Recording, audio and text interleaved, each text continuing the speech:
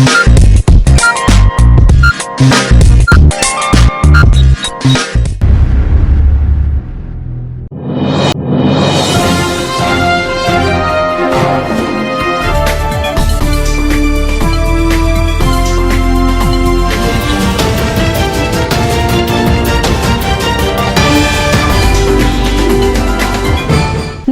मी Aishwarya Pawar. ADN मध्ये आपलं स्वागत.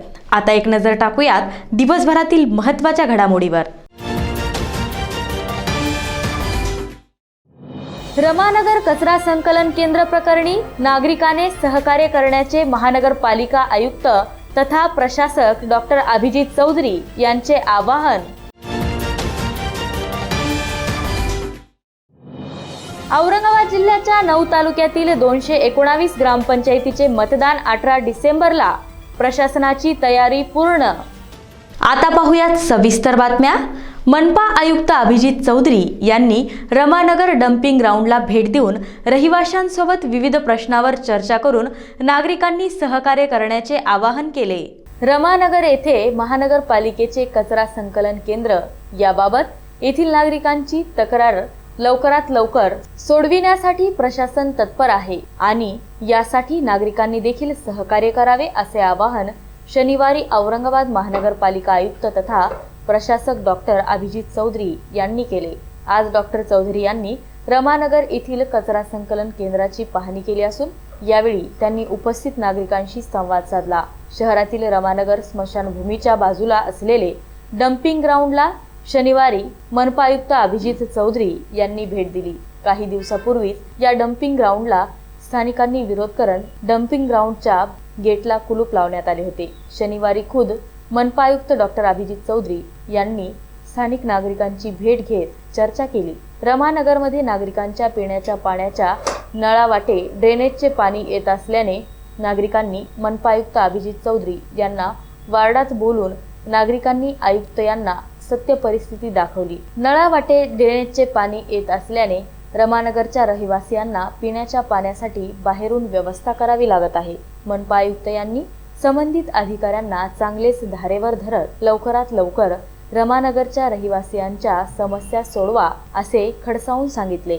स्थानिक नागरिक समस्या आणि लवकरात लवकर कचऱ्याचा प्रश्न मार्गी लावू असे आश्वासन त्यांनी स्थानिकांना दिले. रमानगरचं जे ट्रान्सफर स्टेशनचं काम चाललेलं आहे त्या संदर्भामध्ये इथले जे लोक स्थानिक लोक असतील, लोकप्रतिनिधी असतील, त्यांनी मुद्दे मांडले होते. त्या अनुषंगाने आज पाहणी करण्यासाठी मी इथे आलो. तिच्यात जे काही इश्यूज त्यांनी रेस केलेले आहे त्याचं निराकरण करण्याचं मी त्यांना ग्वाही दिलेली आहे. त्याच पद्धतीने अतिशय सुसज्ज असं फक्त आपल्याला इथे ट्रान्सफर स्टेशन हे करायचं आहे. इथे कोणत्याही पद्धतीचा कचऱ्याचं प्रोसेसिंग होणार नाही किंवा कोणत्याही पद्धतीचा कचरा इथे साठवला जाणार नाही, डंप केला जाणार नाही याची आम्ही त्यांना कल्पना दिलेली आहे. तसंच एक अतिशय अद्ययावत असं ट्रान्सफर स्टेशन जे आहे याच्यासाठी एक सुंदर असा आपण प्लॅन तयार करून घेतलेला आहे. तो सुद्धा आम्ही सर्व लोकांना दाखवलेला आहे. त्यांचे जे मुद्दे होते ते सुद्धा आम्ही ॲड्रेस केलेले आहे. तर माझं सर्व लोकप्रतिनिधींना मी आदरणीय आमदार महोदयांना सुद्धा या संदर्भामध्ये विनंती केलेली आहे. सर्वांना हे आव्हान आहे की हे शेवटी आपल्याला जे आहे सामंजस्यातनं याच्यातनं मार्ग काढायचा आहे. लोकांचे काही जे प्रॉब्लेम्स असतील ते सॉल्व्ह करता आपल्याला हा सर्वांचा एक सार्वजनिक जो प्रश्न आहे तो सोडून घ्यायचा आहे. त्याच्यामुळे महानगरपालिकेला ज्या काही सूचना आहे नागरिकांच्या त्याचा आम्ही तात्काळ अंमलबजावणी जी आहे ती उद्यापासून सुरू करणार आहोत. त्या दृष्टीने नागरिकांनी किंवा सर्व जे लोकप्रतिनिधी आहेत त्यांनी सुद्धा आम्हाला इथे सहकार्य करावं आणि आपल्या शहराला स्वच्छ आणि सुंदर बनवण्यासाठी मदत करावी असं माझं सर्वांना सुद्धा मी आता विनंती केलेली आहे की अशा पद्धतीने महानगरपालिकेचं काम जे आहे ते लोकांच्या हितासाठी चाललेलं आहे. म्हणजे ते कोणाचे वैयक्तिक काम आपण करत नाहीये. या भागाचे जे प्रॉब्लेम्स आहेत ते सोडवण्यासाठी आपण जे त्यांनी आम्हाला सूचना दिलेल्या आहेत त्याच्यावर आपण कारवाई करणार आहोत. काही विहिरीचा इश्यू होता, काही इतर कचऱ्याच्या संदर्भात म्हणजे सफाईच्या संदर्भात त्यांचे मुद्दे होते ते सुद्धा आपण कन्सिडर केलेले आहे. ते ध्यानात ठेवून त्यांनी सुद्धा इथे सहकार्य करावं आणि आता आम्हाला तिथे नागरिकांनी हे म्हणजे मदत करावी अशा पद्धतीचं मी त्यांना आवाहन केलं. आज आयुक्त साहेब इथं आले आणि जनतेने त्यांना भेट दिली की इथं आम्ही फक्त गाड्या उभ्या करणार. तर आमची हेच विनंती आहे की गाड्या उभ्या करा यायला हरकत नाही, परंतु इथं जर तुम्ही डम्पिंग ग्राउंड करत असाल तर आमचा पूर्वी पण विरोध झालेला आहे. आणि आज आयुक्त साहेब आले आणि आयुक्त साहेबाला हेच आमची विनंती आहे की तुम्ही इथं डम्पिंग ग्राउंड न करता इथं तुम्ही समविचारी विचार करून हे इथचं डम्पिंग ग्राउंडचं कॅन्सल करावं ही आमची विनंती आहे. नसता आम्ही तीव्र आंदोलन करणार. मागं पण आम्ही तसा इशारा दिला आणि आता पण आम्ही त्या निमित्ताने इशारा देतो. शीत पाणी येतं काय काय आम्हाला शी येते त्याच्यामध्ये. कधीपासून याचं 5-6 महिने झाले. पुरा चेंबरचं पाणी तर कोणी कोणी काय करतं, मग या नळून भरतं, कोणी त्या नळून भरतं. आणि लोकांना काय काय ना आता नवीन पाईप घेऊन ना टाकेले ना, त्याच्यामुळे खालचे पाईप फुटेल ते पाण्याचं. मग तिकून चांगलं आहे ना, एकाला निकून पाणी तिकून नाही ना पाईप फुटेल, तिकून आणतात पाणी, कोणी जार एकच घेत. किती दिवसाला पाणी येतं? पाणी 7 रोजाने येतं भाऊ इकडं आम्हाला. नाही 1 वर्ष होऊन गेलंय पाण्याला. असं संडासचं पाणी येतंय त्याला नाल्या दाबायला लावल्या ना, तशापासून तसं होऊ राहिले. ते चंबरचं पाणी प्यायला पाणी नाही लोकायला. झालं 7-8 महिने झालेत ना भाऊ. तेव्हापासूनच पाणी येतंय. असंच पाणी इथून तिथून. किती दिवसाला पाणी येतंय?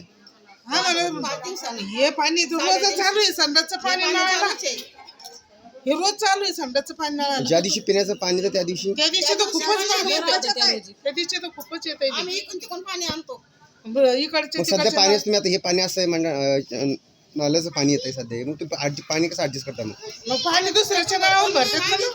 याचं पाणी आणतो. दुसऱ्याच्या नळावून पुरा चेंबरचं पाणी अर्ध्या मादी. दामिनी पथकातील कर्मचाऱ्यांनी हर्सुल तलावात आत्महत्या करण्याच्या उद्देशाने आलेल्या एका महिलेचा प्राण वाचवण्यात यश मिळवले आहे. तिचाच मुलगा त्रास देत असल्याने ती आत्महत्या करण्यास आली होती. शनिवारी दुपारच्या सुमारास हर्सुल तलाव येथील सुरक्षारक्षक राजेश गवळे, बालसिंग कनिसे, कैलास वानी यांनी फोन करून दामिनी पथकाची तात्काळ मदत मागितली. सदरची माहिती मिळताच दामिनी पथक नियंत्रण कक्ष येथे माहिती देऊन ताबडतोब तलाव येथे पोहोचले. त्या ठिकाणी साधारण 50 वर्षीय एक महिला सिमेंटच्या बेंचवर बसलेली होती. पोलिसांनी या महिलेला विश्वासात घेऊन विचारले असता मुलगा नेहमी भांडत असतो. या सततच्या भांडणाला कंटाळलेल्या महिलेने हर्सुल तलाव येथे आत्महत्येचा प्रयत्न केला. दरम्यान या ठिकाणी नागरिकांनी त्यांना वेळीच रोखले, म्हणून तिला अजिबात जगायची इच्छा नाही अशी रडत रडत तिने यातना व्यक्त केल्या. सदर महिलेस दामिनी गाडीमध्ये घेऊन दामिनी पथक टीम व डायल 112 मोबाईलसह हर्सुल पोलीस येथे पोहोचले. त्या ठिकाणी तिचे मत परिवर्तन करून तिला समुपदेशन करण्यात आले. सदरची कारवाई सहाय्यक पोलीस निरीक्षक सुषमा पवार, हेड कॉन्स्टेबल लता जाधव, आशा गायकवाड, सुजाता खरात, निर्मला निंबोरे, पोलीस अंमलदार सोनवणे तसेच हर्सुल तलावचे सुरक्षारक्षक कैलास वानी, बालसिंग राजेश गवळे यांनी यशस्वीरित्या राबवून त्या महिलेचे प्राण वाचवण्यात यश मिळवले.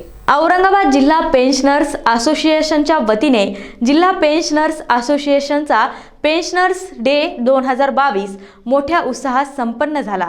औरंगाबाद जिल्हा पेन्शनर्स असोसिएशनच्या वतीने जिल्हा पेन्शनर्स असोसिएशन औरंगाबादचा पेन्शनर्स डे 2022 चे आयोजन शनिवारी करण्यात आले होते.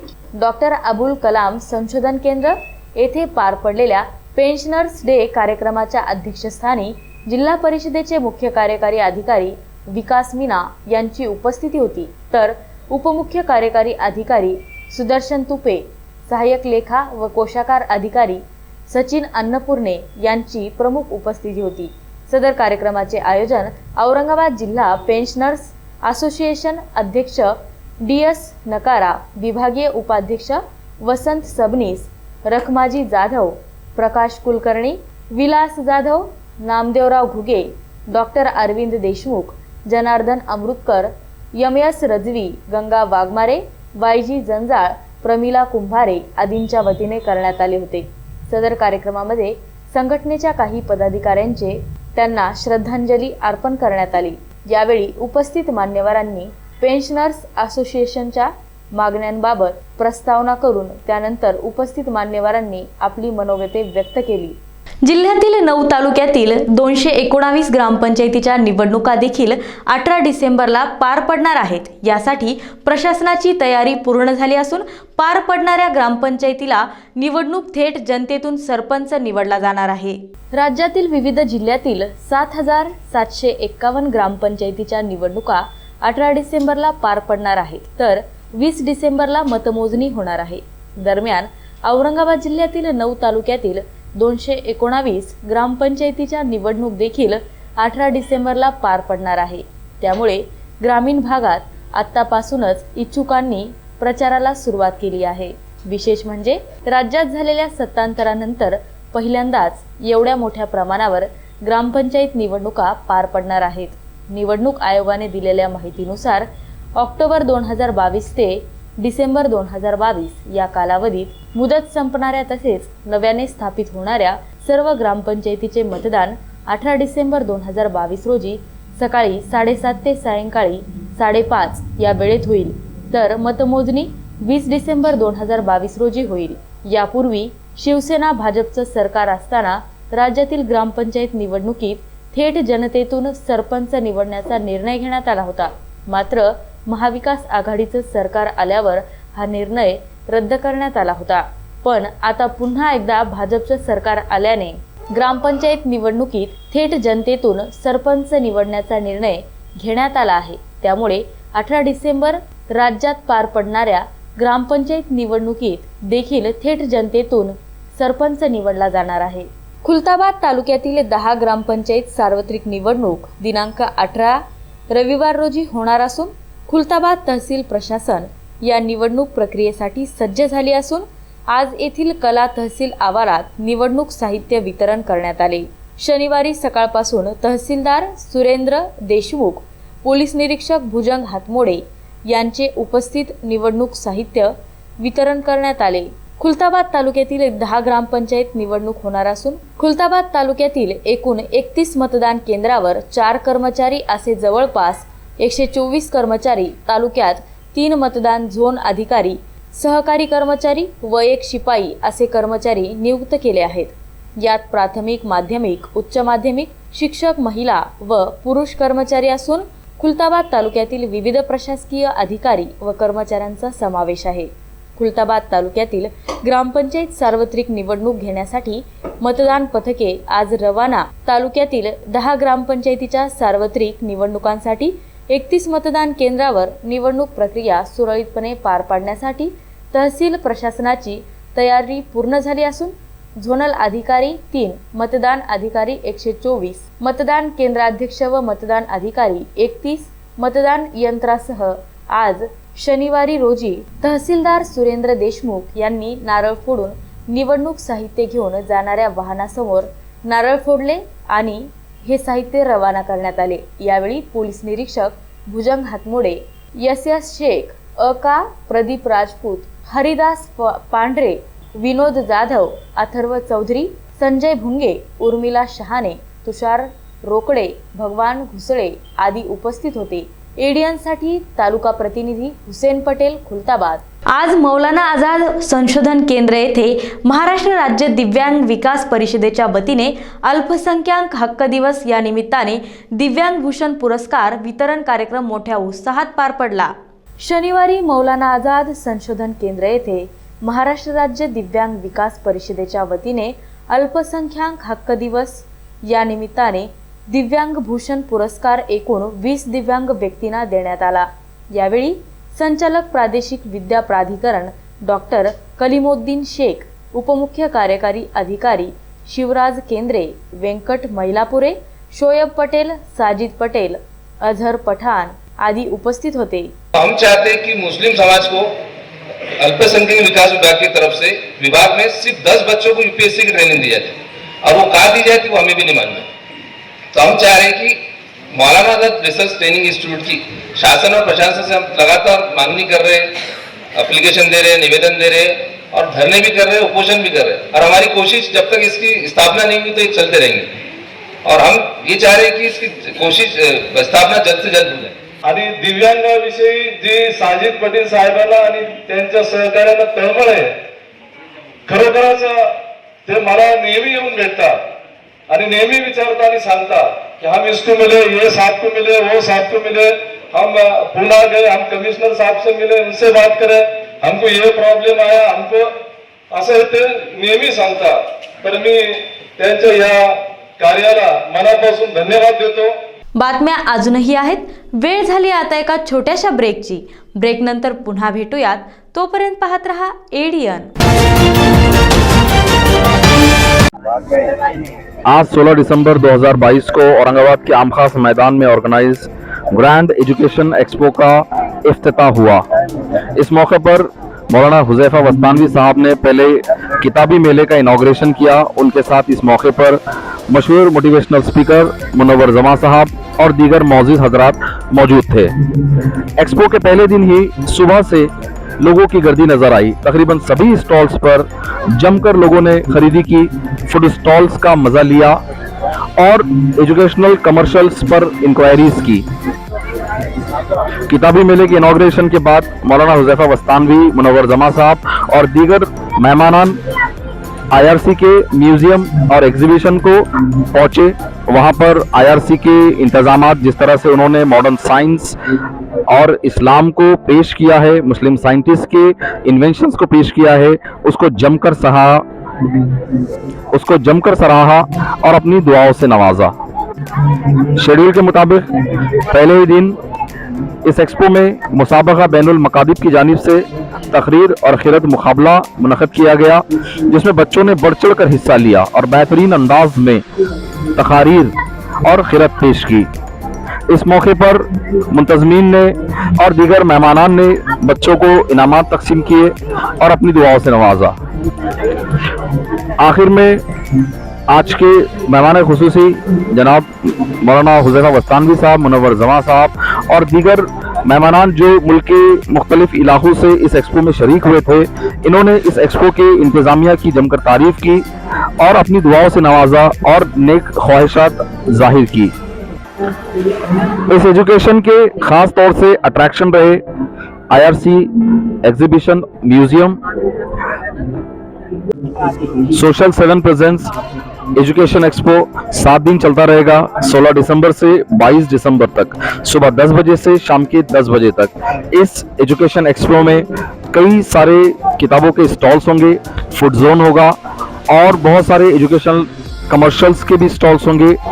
कई सारी एक्टिविटीज़ होगी, कई मशहूर स्कॉलर्स के तकारीर होंगे, आवाम से खिताब होगा, टीचर्स के लिए खुसूसी प्रोग्राम्स होंगे, बच्चों के क्विक कॉम्पिटिशन्स होंगे और भी बहुत सारे अट्रैक्शंस एजुकेशन एक्सपो में जारी रहेंगे। अरे वा, किती छान काम करता तुम्ही महिला, पण याआधी तुम्हाला तुमचं कौशल्य दाखवायला वेळच मिळायचा नाही ना? अहो, घरात पाणी भरण्यासाठी अख्खा दिवस वणवण करावी लागायची बघा। अहो, पार थकून जायचो साहेब आम्ही, तब्येती पण बिघडायच्या। या पाण्यापायी आमची कामं, लेकींची शिक्षण पण सुटली होती बघा। या गावामध्ये घराघरात नळांना पाणी आलंय आणि आमचं जीवनच बदलतंय। आई ती वर्गात दुसरी आली आहे आणि बाईने मला स्कॉलरशिप मध्ये बसायला सांगितलंय। हार्दिक अभिनंदन तुझं। वाह ग चिंगे वाह। ग्रामीण भागातील या महिलांची पिण्याच्या पाण्यासाठी करावी लागणारी वणवण कायमची संपून, त्यांचे कष्ट कमी करून, त्यांच्या कौशल्यास तसेच त्यांच्या मुलींच्या शिक्षणास वाव मिळवून देऊन ग्रामीण जीवनमान उंचवणे, त्यांचे आरोग्य उत्तम राखणे, हेच आपल्या जलजीवन अभियानाचं मुख्य उद्दिष्ट आहे। हर घर नल से जल, जल जीवन अभियान, पाणी पुरवठा व स्वच्छता विभाग, महाराष्ट्र शासन। मस्त मास्क पहना रे तूने। Thank you sir.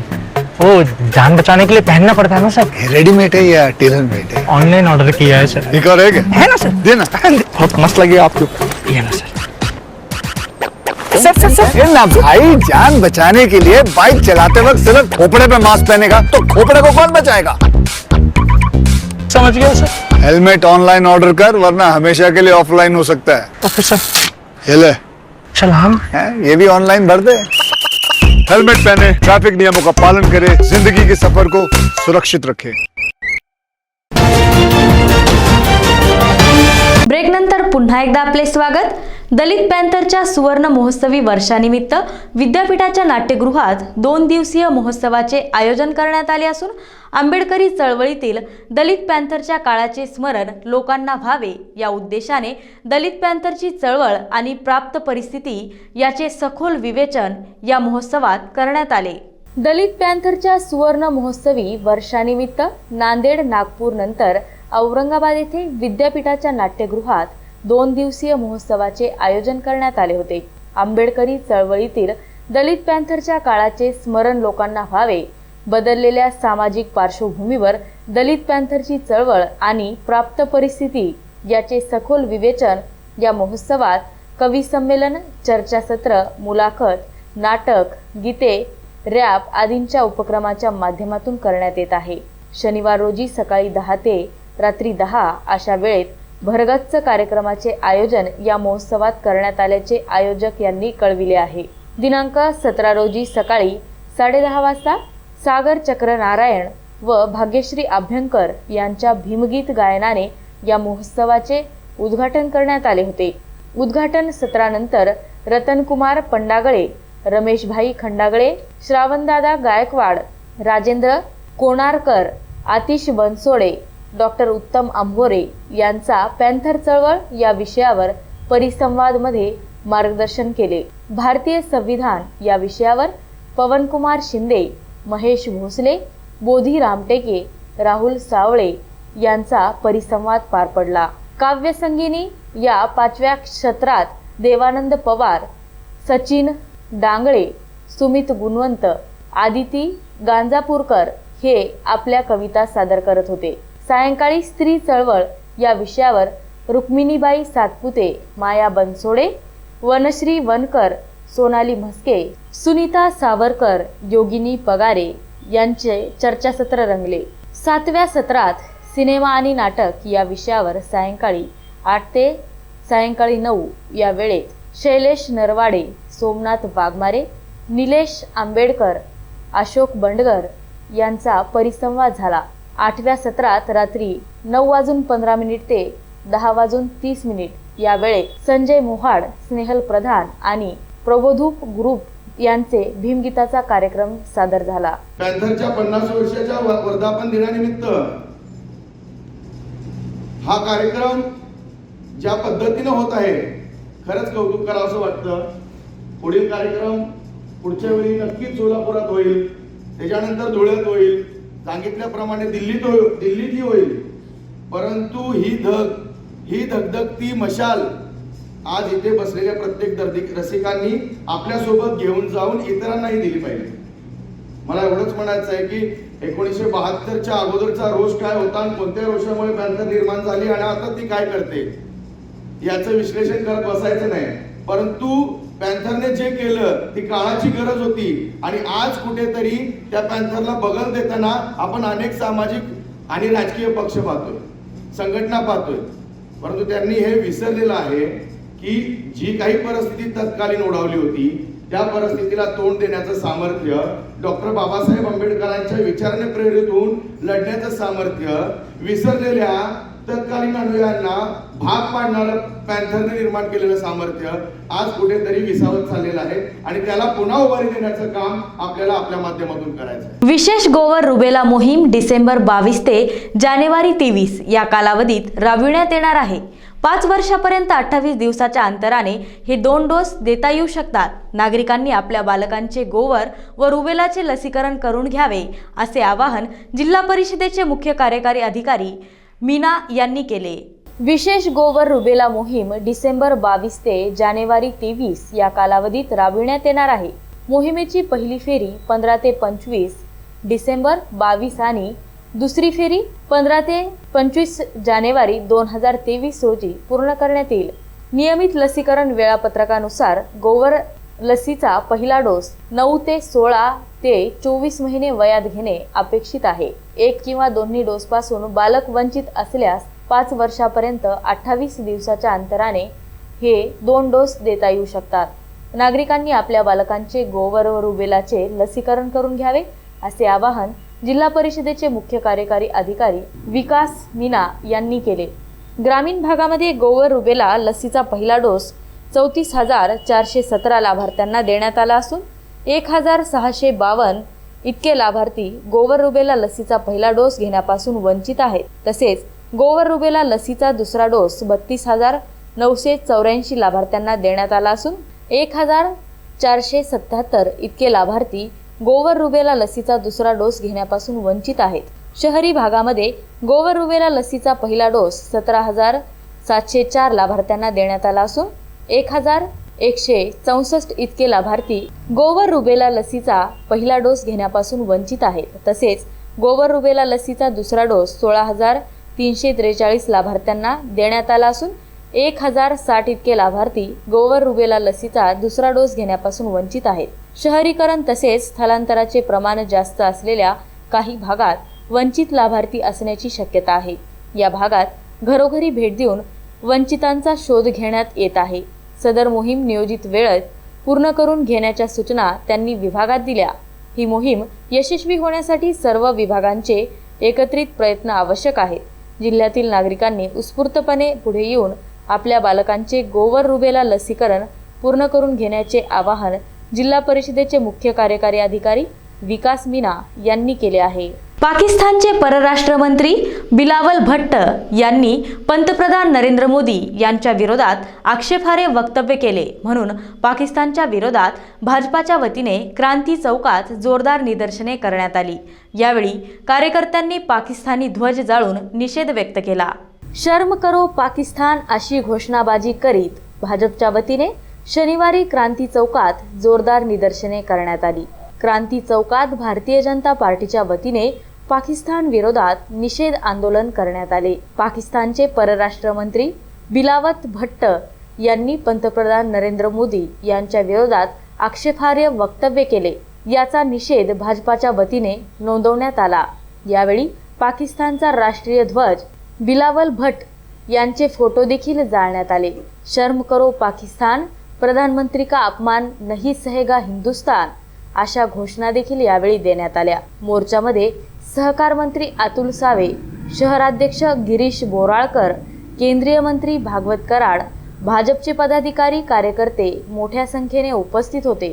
भारत देशाचे लाडके पंतप्रधान आदरणीय नरेंद्रभाई मोदी यांच्या विरुद्ध काल अमेरिकेमध्ये पाकिस्तानचे परराष्ट्र मंत्री भुट्टो यांनी ज्या खालच्या लेवलला जाऊन वक्तव्य केलंय, आज पूर्ण देशभरामध्ये, भारतामध्ये, इव्हन परदेशात पण मान्य मोदीजींना मानणाऱ्या सगळ्या लोकांनी आज त्या भुट्टोचा निषेध केलाय. आम्ही आज इकडे पाकिस्तानचा झेंडा जाळलेला आहे. आम्ही इकडे आज भुट्टोचा पुतळा जाळलेला आहे. आज ज्या व्यक्तीला पूर्ण जगामध्ये एक वेगळं अस्तित्व निर्माण केलं, भारताचं अस्तित्व निर्माण केलं, अशा आदरणीय नरेंद्रभाई मोदींबद्दल एवढ्या खालच्या पातळीचं भाषण करणं हे खूप निषेध आहे. आज पूर्ण देशभरात आम्ही मान्य भुट्टोचा निषेध करतो आणि संघ परिवाराबद्दल पण त्यांनी जे वक्तव्य केलं, संघ परिवार हा नेहमी जनता उपयोगी लोकांच्या समस्या याकरता काम करते. संघ परिवाराबद्दल आणि मोदीजींबद्दल असे वक्तव्य करणाऱ्या या भुट्टोचा आम्ही निषेध करतो आणि याच्यापेक्षा अजून तीव्र त्याने माफी मागितली पाहिजे. पाकिस्तानने आमची माफी मागितली पाहिजे, भारताची आणि मोदीजींची, नाहीतर हे आंदोलन अजून तीव्र करू. भिक्खू ज्ञानज्योती महाथेरो यांच्या मार्गदर्शनाखाली दरवर्षीप्रमाणे यावर्षी पण भीमा कोरेगाव पदयात्रा शनिवारी रोजी सुरू करण्यात आली आहे. या पदयात्रेमध्ये सहभागी होणाऱ्या भिक्खू संघाचे व उपासक उपासिकांनी डॉक्टर बाबासाहेब आंबेडकरांनी लावलेल्या मिलिंद कॉलेजच्या प्रांगणातील बोधी वृक्षाची पूजा करून पदयात्रेला सुरुवात केली. भिक्खू ज्ञानज्योती महाथेरो यांच्या मार्गदर्शनाखाली दरवर्षीप्रमाणे यावर्षी भीमा कोरेगाव पदयात्रा शनिवार रोजी सुरू करण्यात आली आहे. या पदयात्रेमध्ये सहभागी होणाऱ्या भिक्खू संघाचे व उपासक उपासिका यांचे श्रावस्ती विहार, पेठेनगर, भीमनगर, भावसिंगपुरा येथून यात्रेला सुरुवात केली. पूज्य भिक्खू संघासाठी व पदयात्रेत सहभागी झालेल्या उपासकांसाठी भोजनदान करण्यात आले. त्यानंतर दुपारी बोधिसत्व डॉक्टर बाबासाहेब आंबेडकरांनी लावलेल्या मिलिंद कॉलेजच्या प्रांगणातील बोधी वृक्षाची पूजा करण्यात आली. त्या ठिकाणी पूज्य ज्ञानज्योती महाथेरो यांच्या धम्मदेसनाचा लाभ उपस्थित उपासकांनी घेतला. यावेळी मिलिंद महाविद्यालयाच्या प्राचार्या डॉक्टर वैशाली प्रधान यांनी भिक्खू संघाला फळदान करून पदयात्रेला शुभेच्छा दिल्या. त्यानंतर पदयात्रा भीमा कोरेगावकडे रवाना करण्यात आली. भिक्खू ज्ञानरक्षित थेरो यांच्या मार्गदर्शनाखाली सदर पदयात्रेचे आयोजन करण्यात आले आहे. भिक्खू ज्ञानज्योती महाथेरो यांनी एडियनच्या माध्यमातून सदर पदयात्रेबाबत माहिती दिली. 31 तारखेला सायंकाळपर्यंत आम्ही भीमा कोरेगावच्या बुद्धविहारात पोहोचणार आणि सगळ्या जथ्यांनी मग रात्री 12 वाजेपर्यंत तिथे पोहोचणार विजयस्तंभाजवळ आणि संपूर्ण सलामी देणार. सगळी पदयात्रा राहील, भिक्खू संघ राहील आणि भिक्षू संघाच्या उपस्थितीत सेना राहील, सरकारी पक्ष देखील राहील आणि सगळ्या संयुक्तपणे त्या विजयस्तंभाला सलामी दिली जाईल 12 वाजता आणि रात्रभर सुत्तपठण होईल. ते सुत्तपठण सगळ्यांसाठी, कारण ते सैनिक 28,000 मेले ना, तेही माणसंच होती. ते युद्धात मनुष्य समाजाची हानी होते, त्यांच्याही कल्याणासाठी, आणि आपलेही काय मेले त्यांचेही काय मेले, सगळ्यांच्याच कल्याणासाठी. पुन्हा हे युद्धाने मनुष्य समाजाची नेहमीच हानी होत असते बाबा, युद्धाने कल्याण होत नाही. त्यामुळे ही युद्धच संपून जावेत. मनुष्य आहोत, चांगलं वाईट कळतं आपल्याला, आणि चांगलं वाईट कळल्यानंतर युद्धाने युद्ध करण्याची चित्तात तुमच्या वृत्ती येतेच कशी. तर हा अहंकार हा संपूर्ण कसा बाजूला ठेवून धम्मानं माणूस घडवला जातो. हे माणूस घडवण्याचं हे संपूर्ण धम्माचं रसायन हे सांगत तुटलेली मनं जोडण्याचं हे रसायन एकमेव भगवान बुद्धांचा धम्मा आहे, ज्यामुळं माणूस घडवता येईल. हे माणूस घडवण्याचं हे ज्ञान घडवण्याचे सामाजिक क्रांतीचं अभियान, ही यात्रा भीमा कोरेगावला पोहोचणार आहे. आगामी G20 परिषदेच्या पार्श्वभूमीवर शहरातील सौंदर्यीकरण करण्यात येत आहे. याबरोबरच शहरातील अनेक भिंतीवर पर्यटन क्षेत्राचे चित्र काढून शहराच्या सौंदर्यात भर पाडण्यात आली आहे. आगामी G20 परिषदेच्या पार्श्वभूमीवर शहरातील दिल्ली गेट ते जळगाव हायवे मार्गे चिकलठाणा विमानतळ ते बाबा पेट्रोल पंप हा रस्ता दुरुस्ती करण्याची प्रक्रिया सुरू आहे.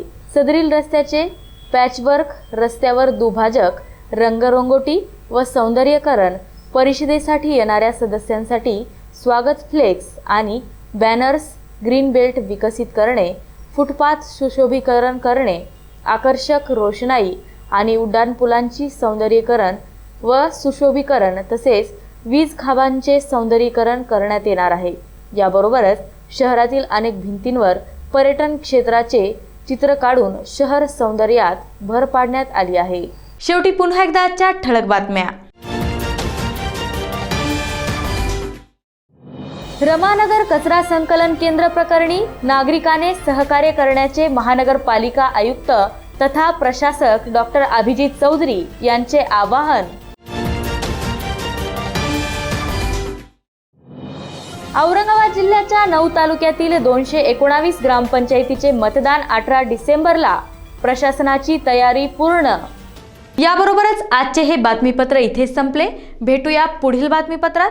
तोपर्यंत पाहत रहा औरंगाबादकरांचं हक्काचं बातमीपत्र ADN.